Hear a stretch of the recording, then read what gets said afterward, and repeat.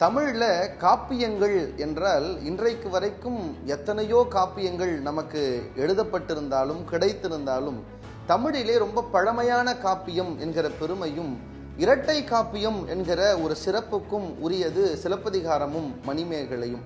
அதுல மணிமேகலை பல கிளை செய்திகளையும் கிளை கதைகளையும் கொண்டிருக்கிற ஒரு அற்புதமான ஒரு நூல்.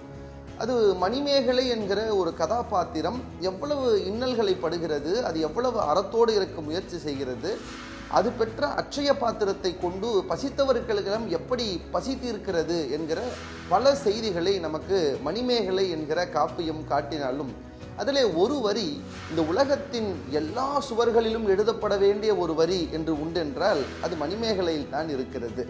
மணிமேகலை எழுதிய அந்த காப்பிய புலவர் சொல்கிறார், அறம் எனப்படுவது யாதென கேட்பின். அறம் அப்படின்னா எவ்வளோ சொல்லலாம். நீங்கள் திருக்குறள் எடுத்தா கூட அறத்துக்கு 1000 விஷயங்களை திருவள்ளுவர் சொல்கிறார். அழுக்காறு அவா வெகுளி இன்னாச்சொல் இவை நான்கும் இழுக்கா இயன்றது அறம்னு ஒரு இடத்துல சொல்றார். பொய்யாமை பொய்யாமை ஆற்றின் அறம் பிற செய்யாமை செய்யாமை நன்றுன்னு ஒரு இடத்துல சொல்றார். அறம் என பட்டதே இல்வாழ்க்கைன்னு ஒரு இடத்துல சொல்றார். இப்படி அறம் எவ்வளவோ இருக்கு. ஆனா மணிமேகலை சொல்கிறது, அறம் எனப்படுவது யாதென கேட்பின் மறவாது இதுகேள் மண்ணுயிருக்கெல்லாம் உண்டியும் உடையும் உரையும் அல்லது கண்டதில் என்று சொல்கிறது.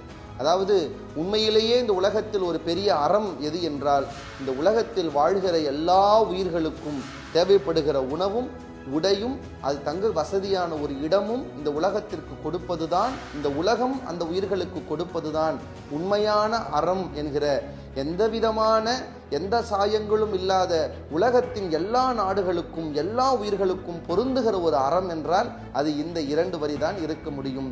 இது அமையப்பெற்ற நூல்தான் இரட்டை காப்பியங்களுள் ஒன்றான மணிமேகலை.